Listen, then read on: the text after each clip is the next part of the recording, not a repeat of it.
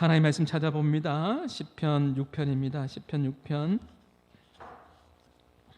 6편 1절부터 8절 말씀까지입니다. 시편 6편 1절부터 8절 말씀까지. 한 절씩 교독합니다. 여호와여, 주의 분노로 나를 책망하지 마시오며 주의 진노로 나를 징계하지 마옵소서.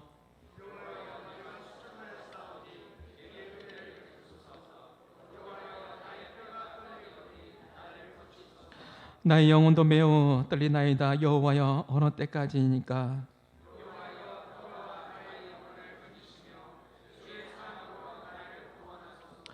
사망 중에서는 주를 기억하는 일이 없사오니 서울에서 주께 감사할 자 누구리이까? 네가 탄식함으로 피곤하여 밤마다 눈물로 내 침상을 띄우며 내 혀를 적시나이다.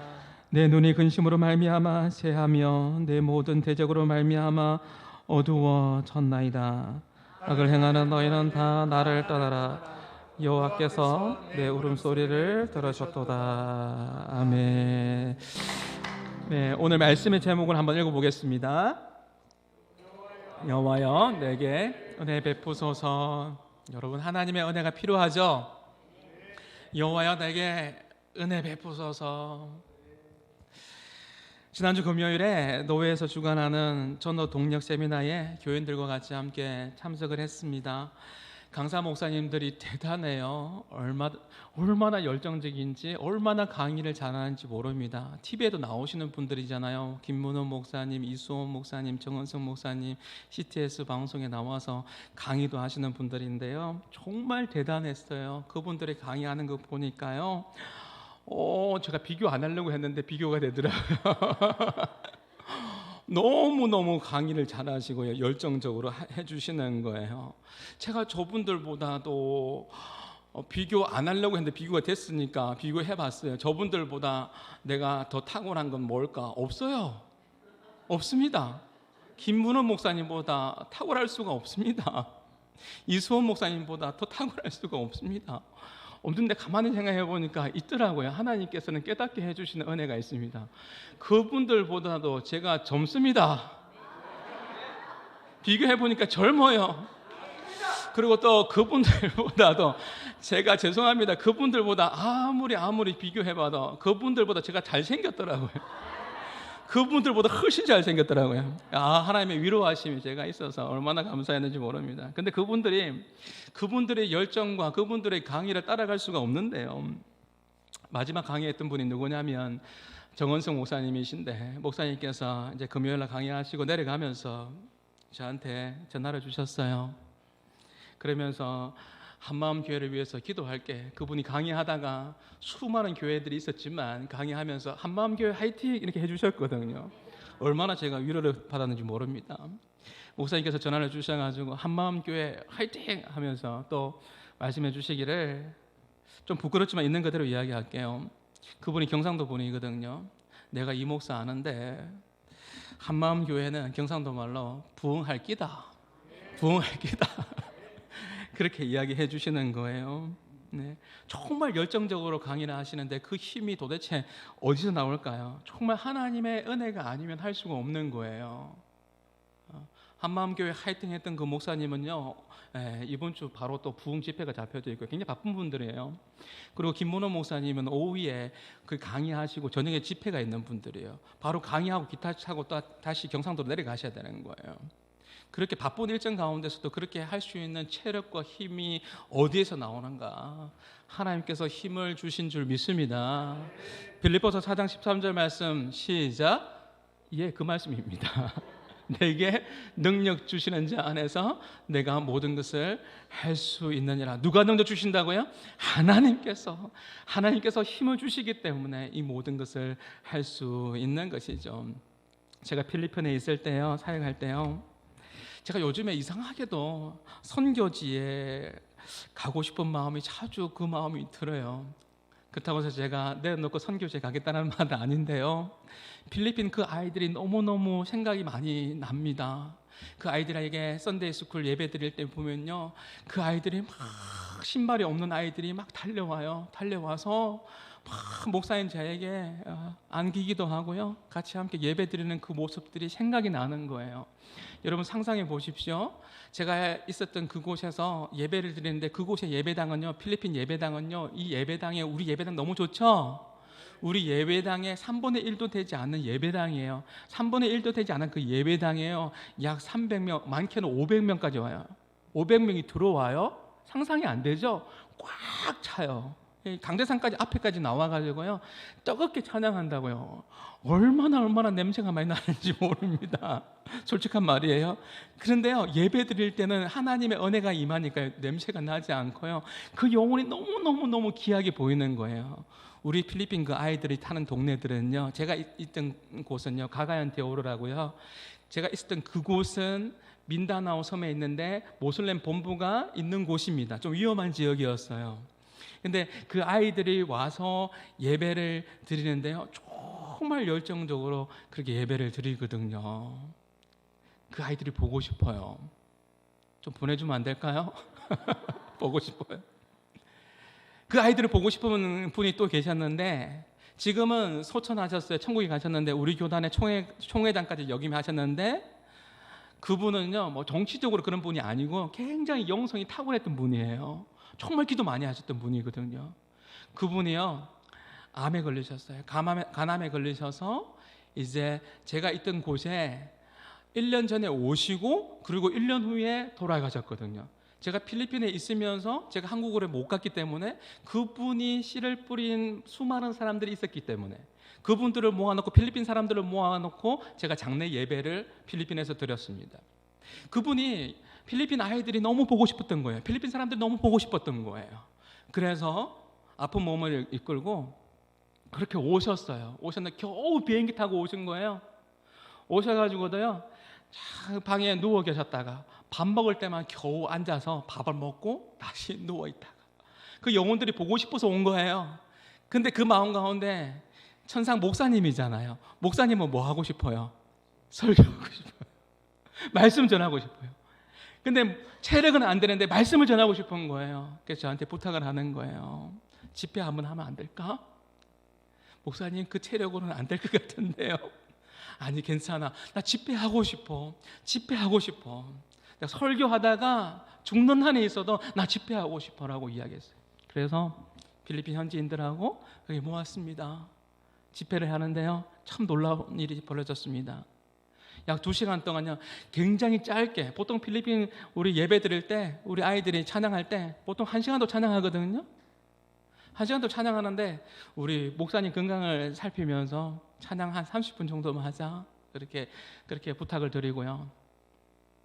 그리고 이제 목사님 간단히 올랐습니다. 예배 시간이 2시간이 넘는 시간이었습니다. 목사님께서 한글로 이야기하면 영어로 또 통역을 해야 되죠. 영어로 통역을 하면, 영어 통역한 것을 다시 필리핀 말로 비사야 언어로 다시 통역을 해야 됩니다. 그렇기 때문에 그 시간이 굉장히 많이 걸리겠죠.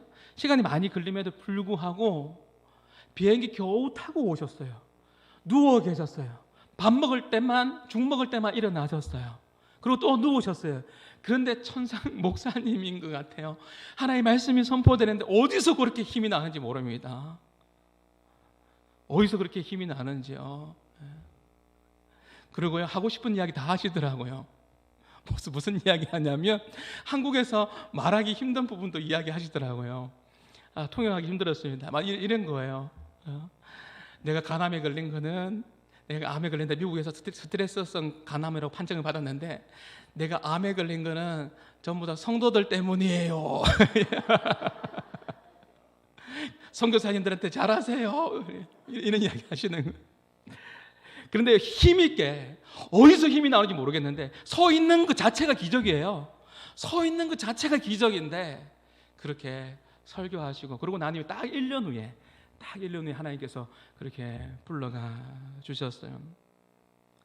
제가 그 모습을 보면서, 하나님께서 힘을 주시니까 감당할 수 있구나.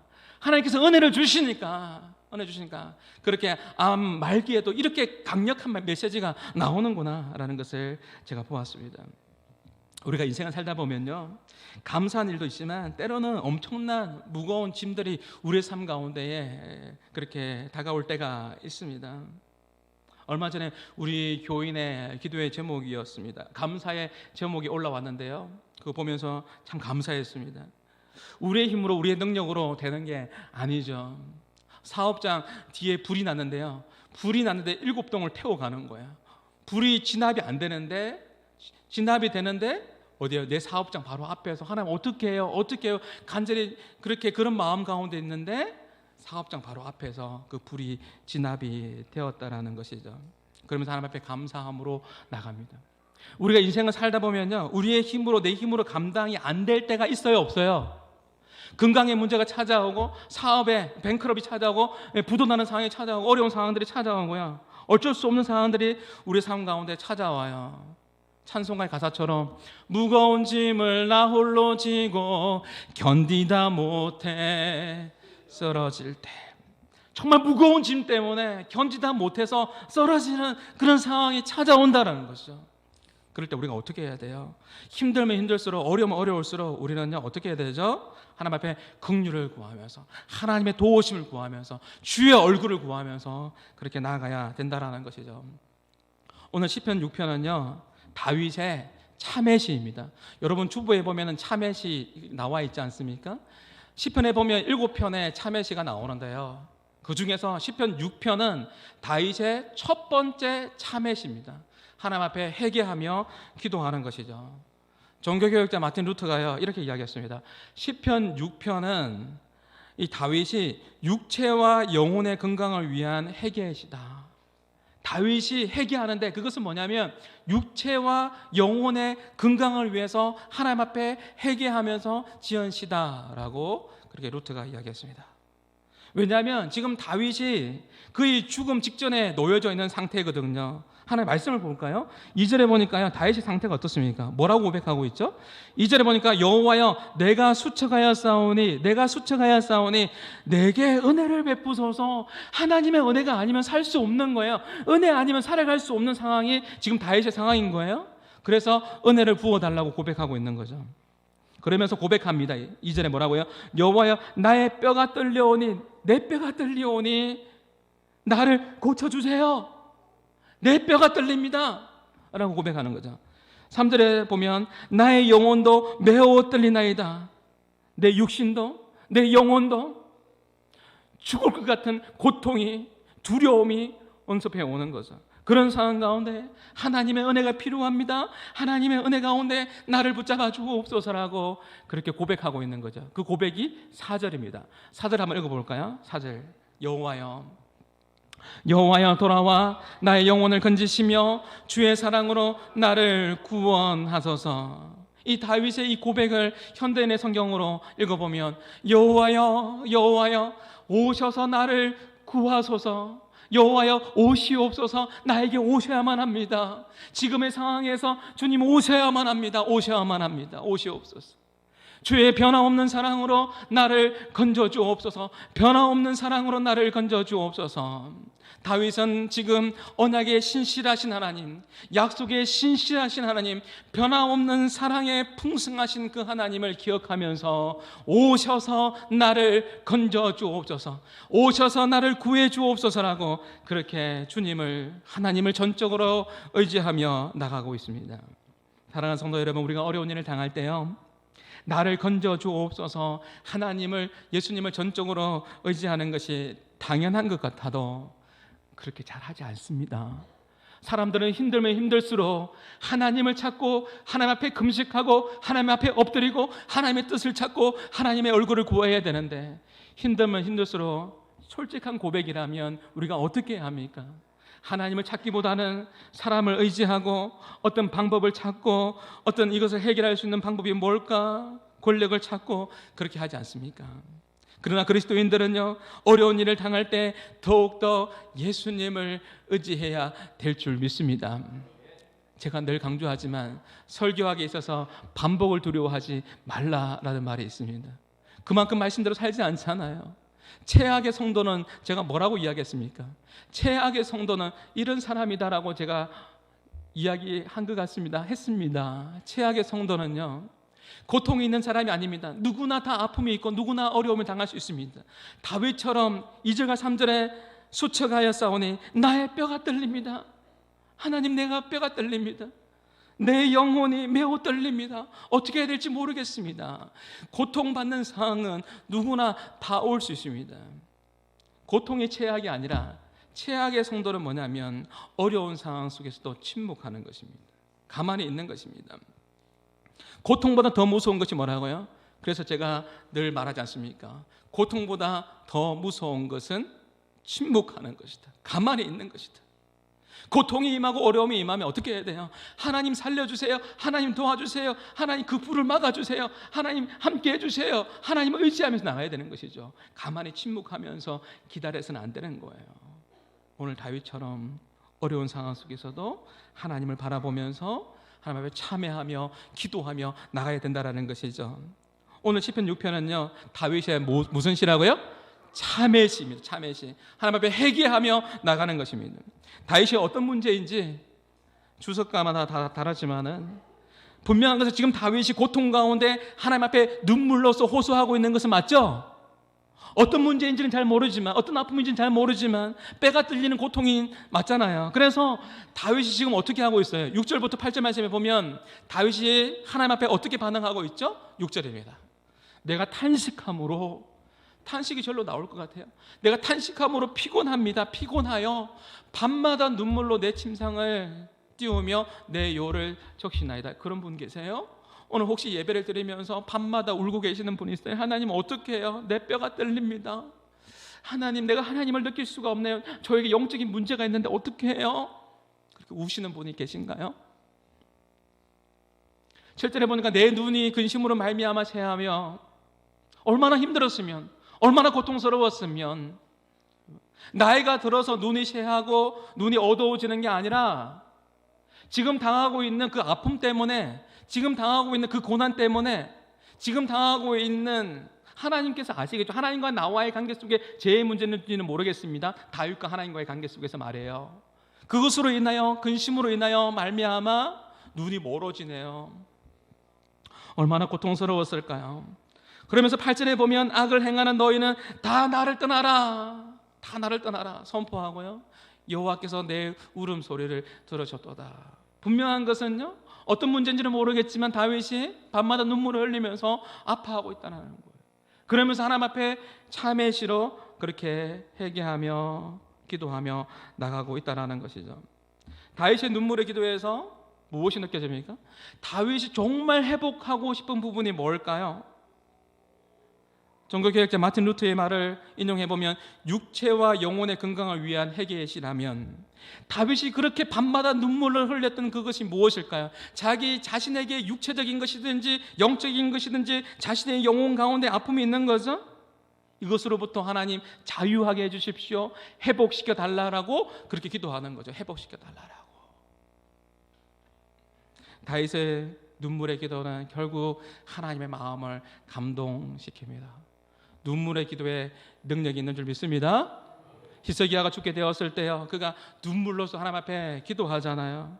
우리가 경험적으로도 우리가 압니다. 저도 마찬가지예요. 하나님 앞에 하나님 살려주세요, 하나님 도와주세요. 제가 하나님 아버지, 제가 깨닫지 못하는 죄가 있습니까? 혹시 제가 하나님 앞에 하나님 서원한 것 중에 지키지 못한 부분들이 있습니까? 혹시 하나님 아버지, 제가 하나님 앞에 정말 기도해야 될 부분들이 무엇입니까? 라고 그렇게 눈물로써 기도할 때 그 신실하신 하나님께서는 늘 저에게 깨닫게 해주시는 그 하나님의 은혜를 경험하게 해주셨습니다. 깨닫는 것이 얼마나 중요한지 모릅니다. 우리의 자녀가, 여러분의 자녀가 눈물을 흘릴 때 부모의 마음은 어떻습니까? 눈물을 흘리는 그 자녀의 마음이 가게 되어 있습니다. 눈물을 흘리는 그 의미의 마음이 간다고요. 우리가 하나님의 백성, 하나님의 자녀지 않습니까? 오늘 예배를 드리면서 만약에 여러분 가운데 눈물을 흘리고 있다면 그 눈물의 의미가 무엇일까? 하나님께서 여러분을 주목하고 계시는 거예요. 사랑하는 딸아, 사랑하는 아들아, 울지 말라고 말씀하실 거예요. 여러분의 믿음으로 반응한다면 내가 잘 아노라. 그 마음을 헤아릴 것입니다. 부모는 자녀의 마음을 헤아려 주고 싶은 거예요. 부모의 마음인 거예요. 그렇죠? 부모는 자녀의 마음을 헤아려 주고 싶은 거예요. 하나님 아버지의 마음도 마찬가지인 거예요. 여러분의 마음을 헤아려 주고 싶은 거예요. 여러분의 눈물의 의미에 마음이 가게 되어 있습니다. 오늘 다윗은요, 하나님 앞에 회개하며 기도하고 있는 것이죠. 여러분, 우리가 하나님 앞에 참회하는 것이, 우리가 눈물을 흘리는 것이 부끄러운 게 아니에요. 예배 드릴 때 눈물 흘린다? 찬양 드릴 때 눈물을 흘린다? 이것이 내가 사람들 앞에서 눈물 흘린다? 이것이 부끄러운 게 아니라, 내가 눈물을 흘리는 것이 부끄러운 게 아니라 내가 하나님 앞에 침묵하고 있다면 그것이 부끄러운 거예요. 무슨 말인지 아시겠어요? 내가 하나님 앞에 믿음으로 순종하지 않고 내가 믿음으로 반응하고 있지 않다면 그것이 더 부끄러운 거예요. 내가 하나님 앞에 믿음으로 반응해서 하나님께서 주시는, 성령님께서 주시는 그 마음 때문에 여러분 은혜 가운데 울 수 있는 거죠. 은혜 가운데 내가 하나님 앞에 반응할 수 있는 거죠. 그게 부끄러운 게 아니라 여전히 감추고 있고, 여전히 드러내지 않고, 여전히 괜찮은 척하고 있고, 여전히 하나님께서 다 아시고 계시는데도 불구하고 나의 것을 참여하지 않고 드러내지 않는 것이 부끄러운 것이다 라는 것이죠. 쟤는요 정말 우리를 비참하게 만듭니다. 제가 청동오리 이야기 자주 하잖아요. 청동오리 아세요? 철수네 집에 청동오리가 있었어요. 청동오리를 철수 아빠가, 아버지가 너무너무 귀하게 생각했어요. 근데 철수가 이 청동오리를 데리고 뒷산에 가서 놀다가 잘 모르겠는데 청동오리가 죽었어요. 이 청동오리 죽었으니까 철수가 두려움이 찾아오는 거예요. 그래서 철수가 어떻게 했을까요? 청동오리를 뒷산에 묻었습니다. 보니까 아무도 본 사람이 없어요. 그리고 집에 왔네요. 철수네 집이 좀 잘 삽니다. 철수네 집에 누가 있냐면 식모가 있어요. 그 다음 날에 아버지가 나가시고 식모가 철수를 부릅니다. 철수야, 철수야, 빨래 좀 해라. 빨래 누가 해야 돼요? 식모 해야 되잖아요. 빨래는 아줌마가 하는 거잖아요 라고 이야기했더니 식모가 뭐라고 이야기하죠? 청동오리, 나는 어제 네가 한 일을 내가 알고 있다. 청동오리. 아무도 본 사람이 없는 줄 알았는데 청동오리인 거예요. 빨래 해야 돼요? 안 해야 돼요? 해야 되죠? 빨래 끝났어요. 그 다음에 조금 쉬려고 하니까 식모가 또 부르는 거예요. 철수야, 철수야, 청소 좀 해라. 제가 왜 해야 돼요? 하니까 그 식모는 한마디만 하면 돼요. 뭐라고요? 청동오리. 청동오리 한마디만 하면 되는 거예요.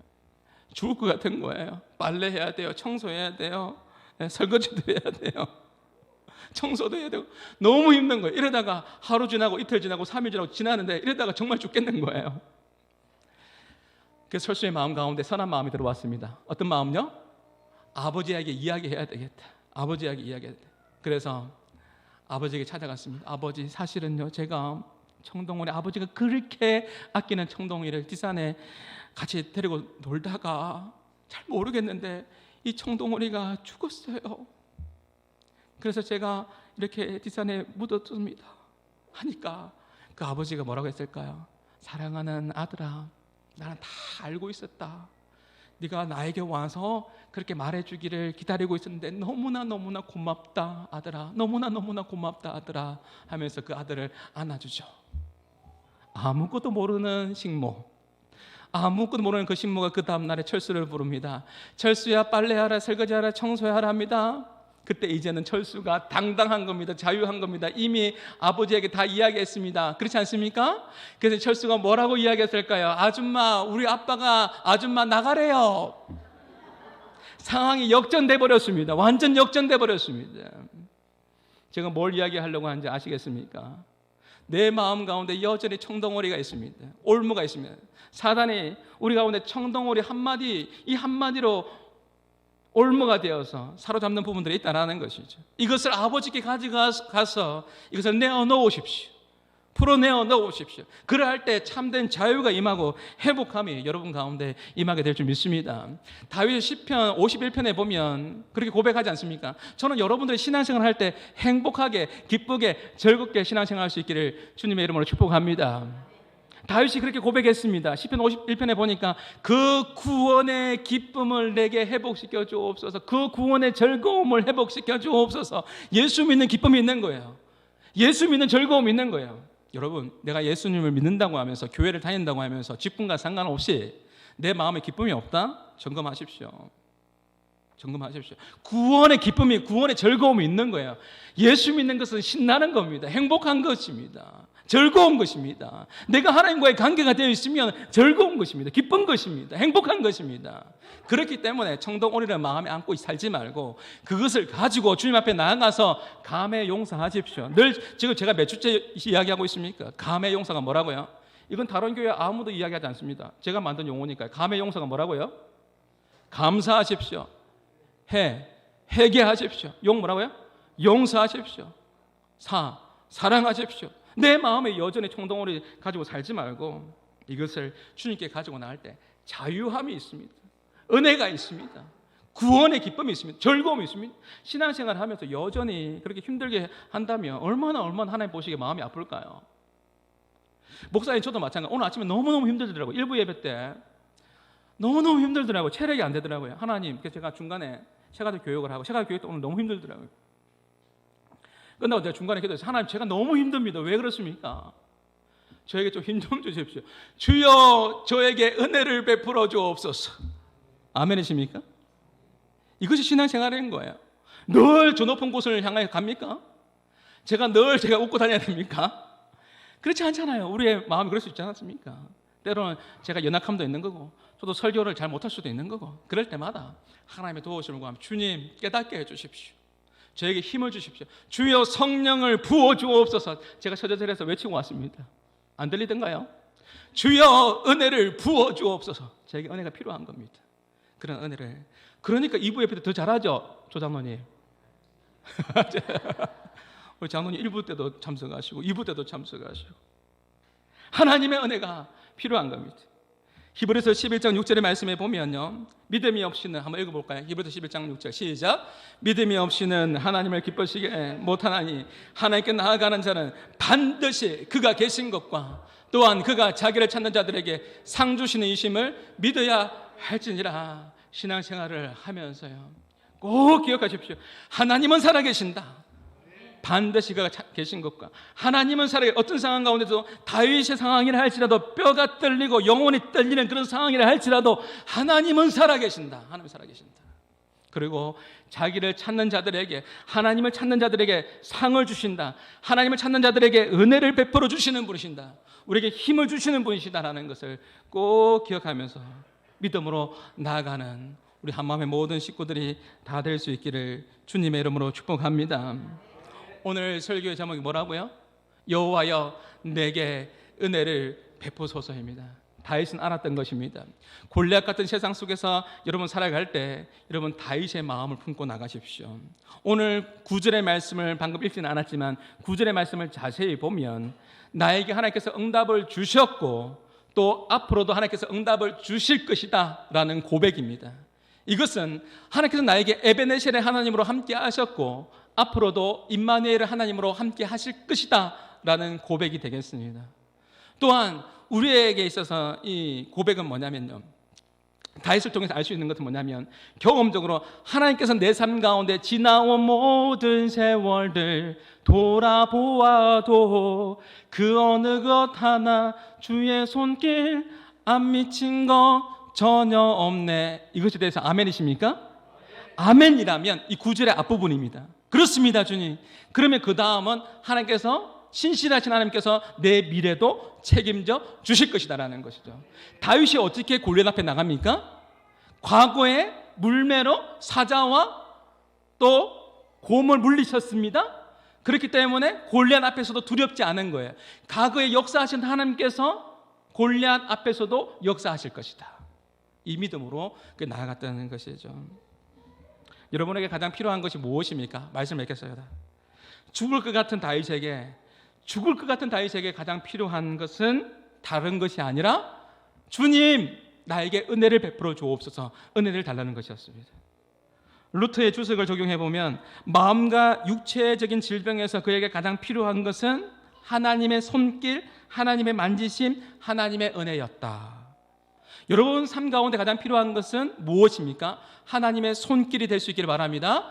하나님 만지심이 될 수 있기를 바랍니다. 하나님의 은혜가 되어야 됩니다. 이 은혜가 다인만 필요한 게 아니라 우리 모두에게 필요한 것이죠. 우리 한마음 교회도 하나님의 은혜가 필요합니다. 여러분의 가정에도 하나님의 은혜가 필요하고, 여러분의 사업터에도 하나님의 은혜가 필요하고, 하나님의 손길이 필요하고. 내 사랑하는 자녀 내 마음대로 할 수 있습니까? 양육할 수 있습니까? 아니요. 자녀 양육하는 게 가장 힘든 것 같습니다. 저도 저희 아이를 양육하고 있지만 하나님의 은혜가 필요합니다. 하나님의 손길이 필요합니다. 우리의 삶의 영역에 하나님의 손길이 필요한 것이죠. 제가 재미난 이야기 하나 해드리고 마칠게요. 세미나 갔더니 어떤 목사님이 이야기를 하는데요. 여러분 참석 안 하신 분들이 많으니까 말씀해 드릴게요. 80대 할아버지의 소원이 있었는데, 이 80대 할아버지의 소원이 뭐냐면 오픈카 아시죠? 뚜껑 없는 차. 예, 오픈카. 오픈카를 타고 이렇게 경주하는 것이었는데요. 그래서 꿈이 이루어졌습니다. 오픈카를 타고 이제 달리는 거예요. 달려보자 하는데 70마일, 80마일, 90마일, 100마일 달리는 거예요. 100마일 정도 되면 한 160km 정도 되거든요. 120km.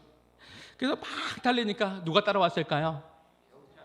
경찰이 따라온 거죠. 경찰. 저도 제가 미국에 있을 때 경찰에 잡혀본 적이 있는데요. 벌금이 어마어마합니다. 무섭습니다. 사실은 그 벌금 때문에 지키게 되더라고요. 솔직한 말로 지키게 되더라고요. 경찰이 잡았는데요. 그래서 자꾸 보니까 할아버지잖아요. 경찰의 마음 가운데도 긍휼의 마음이 들어왔던 것 같아요. 그래서 이렇게 이야기합니다. 할아버지, 한번 설명해 보세요. 혹시 이유가 있으면 그렇게 빨리 160km, 180km 달릴 수밖에 없는 그 이유가 있으면 제가 그냥 보내드릴게요. 그렇게 물어봤더니 그 할아버지가 뭐라고 대답하냐면 이렇게 대답했습니다. 사실은 20년 전에 저희 아내가 교통경찰하고 바람이 나서 도망을 갔습니다. 교통경찰하고 바람이 나서 도망을 갔습니다. 그렇게 이야기했대요. 그러니 경찰이 그래요? 하면서 그렇다고 해서 그렇게 빨리 가도 됩니까? 하니까 그 할아버지가 또 이유 하나 더 댔습니다. 그 이유가 뭐냐면 혹시 그 경찰이, 할아버지가 이렇게 이야기하는 거, 그 경찰이 제 와이프 돌려주려고 오는 줄 알고 그렇게 빨리 갔다. 재미있을 줄 알았습니다. 여러분 집에 가서 곰곰이 생각해 보십시오. 유머지만 도저히 할아버지에게 용서할 수 없는 아픔이 있는지는 모르겠습니다. 우리의 삶에는 크고 작은 일들이 많이 일어나죠. 그렇지 않아요? 지난주 한 주간에도 여러분 가운데 많은 일들이 있었죠. 그 많은 일들 가운데 정말 필요한 게 뭐예요? 하나님의 은혜 아닙니까? 제 삶도 마찬가지예요. 많은 일들이 있지만 하나님의 은혜가 필요합니다. 하나님의 은혜가 있으면, 목사인 제게도 마찬가지예요. 이야기하고 마칠게요.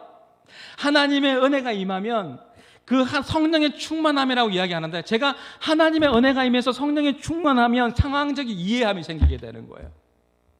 그 여유가 생겨요. 그 사람을 이해하게 돼요. 우리 아내를 이해하게 돼요. 우리 아내를 이해하게 되고 그 상황들을 이해하게 된다고요. 내가 하나님의 은혜로 충만하니까요. 이번 한 주간 동안 여러분 기도할 때 주여 나에게 은혜를 베풀어 주옵소서. 어떤 문제들이 있을 때 그 문제를 바라보지 말고 먼저 하나님 나에게 먼저 은혜를 부어 주옵소서. 성령의 충만함을 나에게 허락하여 주옵소서라고 그렇게 기도하는 우리 한마음의 모든 식구들이 다 될 수 있기를 바랍니다. 에스겔의 여러분 47장에 나와 있는 그 은혜. 저는요 목회를 하면서 여러분 사업해도 힘들죠. 그리고 어떤 일을 해도 주부도 다 힘들 거예요. 하나 물어봅시다. 목회를 하는 것이 여러분 제가 원고에 없는 이야기예요. 예. 목회를 하는 것이 힘들까요? 좋을까요? 처음에 힘들면서 좋은 겁니다. 그런데요, 저는 이런 목회하고 싶어요. 저는 여러분이 기쁠 때는 기뻐요. 솔직한 말이에요. 원고 없는 거예요. 우리 방송실에 원고 그대로 넘기니까요. 여러분이 좋을 때는 저는 기뻐요. 여러분이 힘들 때 같이 기뻐요. 힘들어요. 저는 여러분이 행복했으면 좋겠습니다. 신앙생활 행복하게 하십시오. 믿음생활 행복하게 하십시오. 신앙생활은요, 오늘 제가도 상강할 때 나옵니다. 신앙생활은 교회 생활만 의미하는 것이 아닙니다. 신앙생활은 내 삶의 모든 영역 가운데에 포함되어 있습니다. 여러분들이 하나님의 은혜를 간구하십시오. 교회 안에서만 은혜만을 간구하지 마시고 세상에 살아갈 때도 직장에서도 하나님의 은혜를 사모해 보십시오. 성령의 충만함이 여러분 삶의 힘이 될 것입니다. 내 삶을 이끌어가는 힘, 무작정 뛴다고 되는 게 아니에요. 하나님의 은혜가 내 삶을 이끌어갈 때 그것이 강력한 겁니다. 하나님의 은혜를 갈구해 보십시오. 저는 은혜의 목회를 사모합니다. 다른 목회 아니에요. 하나님의 은혜의 목회를 사모합니다. 하나님의 은혜가 넘쳐나가야 되는 거예요. 에스겔 47장에 보면 은혜의 강물이 흘러 넘쳐나죠. 성전을 흘러나가서 그 은혜가 물결이 발목에서 이제 무릎에서 허리까지 헤엄칠 수 있는 그런 은혜의 강물이 흘러갑니다. 저는 우리 한마음 교회가 그런 교회가 되었으면 좋겠습니다. 우리 교회 안에 웃음이 넘쳐나고 기쁨이 넘쳐나고 서로 사랑하고 아껴주고 은혜가 넘쳐나서 은혜의 강물이 흘러 넘쳐나는 그 은혜를 전달하는 그러한 일들을 축복의 통로로 쓰임받는 일들이 우리 모두를 통해서 이루어지기를 주님의 이름으로 축복합니다. 우리 같이 함께 찬양하겠습니다. 말씀을 기억하시면서 또 오늘 이 찬양의 가사를 기억하면서 그렇습니다. 주님, 은혜 아니면 살아갈 수가 없습니다. 은혜 받아야 살겠습니다. 이것이 우리의 고백입니다. 같이 함께 찬양합니다.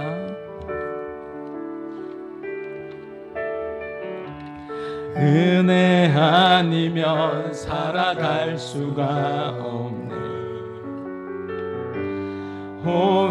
호흡마저도 다 주의 것이니 세상 평안과 위로 내게 없어도 예수 오직 예수뿐이네.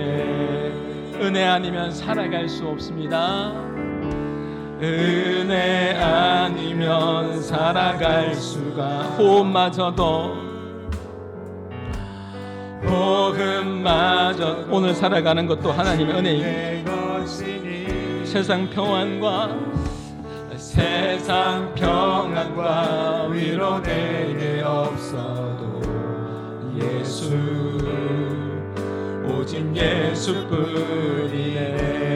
크신 게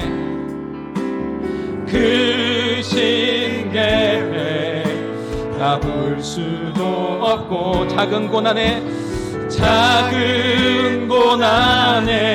지쳐도 주께 묻기 나의 모든 삶 버티고 견디게 하시네. 은혜 아니면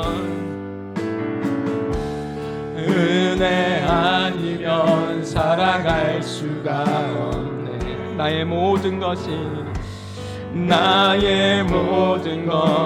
다 주께 맡기니 참된 평안과 위로 내게 주신 주 예수 오직 예수. 우리 마지막으로 크신 게 다 볼 수 없지만 크신 게 다 볼 수 그렇습니다. 주님, 작은 고난에 지쳐 주님 힘 주세요. 주께 묻기 나의 모든 삶 버티고 견디게 하시네. 저에게는 하나님의 은혜가 필요합니다. 하나님의 은혜가 필요합니다. 은혜 아니면 살아갈 수가 없네. 나의 모든 것 다 주께 맡기니 참된 평안과 위로 내게 주신 주 예수 오직 예수뿐이네. 그렇습니다. 주님, 오직 예수님뿐입니다. 여러분, 눈을 감은 채로 말씀을 들었습니다. 우리 같이 함께 결단하며 또 사모하며 함께 기도하기를 원하는데요. 하나님의 은혜, 하나님의 손길이 여러분의 삶의 영역 가운데 필요한 부분이 어디입니까? 가정입니까? 교회입니까? 관계입니까? 여러분의 자녀입니까? 하나님 건강입니까? 하나님의 은혜의 손길이 필요한 부분들을 하나님 앞에 올려드리면서 기도하기를 원합니다. 하나님 은혜 받아야 살겠습니다. 하나님 경제적으로 너무 힘듭니다. 하나님 때를 따라 도우시는 은혜가 있게 하여 주옵소서. 은혜를 베풀어 주옵소서. 하나님 앞에서 아픔을 가지고 있는 것이 부끄러운 게 아닙니다. 하나님 앞에서 고통을 가지고 있는 것이 부끄러운 것이 아닙니다. 정말 부끄러운 것은 여전히 청덩어리, 여전히 내 마음 가운데 내어놓지 않는 것입니다. 침묵하는 것이 부끄러운 것입니다. 오늘 하나님께서 주시는 마음을 가지고 말씀을 기억하며 오늘 이 찬양의 가사를 기억하며 같이 한번 기도하며 나갈 때 성령님 인도함 받으시면서 하나님의 은혜의 손길이 필요한 부분들 하나님 터치하여 주옵소서. 주의 능력으로 임하여 주옵소서. 하나님의 역사가 나타나여 주시옵소서라고 우리 같이 함께 결단하며 기도하며 나가시겠습니다. 기도하시겠습니다. 하나님 아버지 감사합니다. 하나님 아버지 주님의 은혜, 주님의 손길 하나님 아버지 하나님 베풀어 주시옵소서. 주여 만져주옵소서. 오늘 예배 가운데에 하나님 아버지 주의 성령으로 임하여 주시고 우리 모두에게 찾아가 주시고 주여 은혜 받아야 살겠습니다. 주여 은혜 주옵소서. 이 다윗의 고백이 우리의 고백이 되게 하여 주시고 나의 고백이 되게 하여 주시고 하나님 아버지 하나님 이 아픔을 가지고 하나님 아버지 하나님 부끄러워할 것이 아니라 하나님 아버지 하나님 주님 앞에 내어놓게 하여 주시고 하나님 아버지 하나님 침묵하지 않게 하여 주시고 하나님 앞에 신실한 믿음을 가지고 주여 나갈 수 있는 우리 한마음의 모든 식구들이 다 될 수 있도록 인도하여 주시옵소서. 지금까지 도와주셨던 그 하나님을 기억합니다. 또 아버지 인도하실 하나님을 기대합니다. 하나님 아버지 하나님 선하게 인도하여 주시고 오늘도 하나님 아버지 하나님 함께 예배하며 함께 하나님께 주님께 나와온 모든 사랑하는 주의 백성들에게 하늘 문을 여시고 은혜를 함께하여 주시고 하나님 은혜의 강물이 흘러 넘쳐나게 하여 주시옵소서. 오 하나님 우리 모두에게 은혜 충만하게 하여 주옵소서. 성령 충만하게 하여 주옵소서. 하나님 아버지 하나님 감사로 충만하게 하여 주시고 주여 하나님 아버지 함께 하여 주셔서 온전히 하나님의 기쁨이 될 수 있도록 인도하여 주시옵소서. 그렇게 역사하시며 하나님 찬양합니다. 감사합니다. 우리를 구원하신 우리에게 복 주시는 예수님의 이름으로 기도하옵나이다. 아멘. 이제는 우리 주 예수 그리스도의 은혜와 하나님의 사랑과 성령님의 교통하심이 주님의 은혜와 주님의 손길을 간절히 사모하는 모든 믿음의 백성들 머리 위에 이제로부터 영원토록 항상 함께 있을지어다. 아멘. 주님 은혜 주옵소서.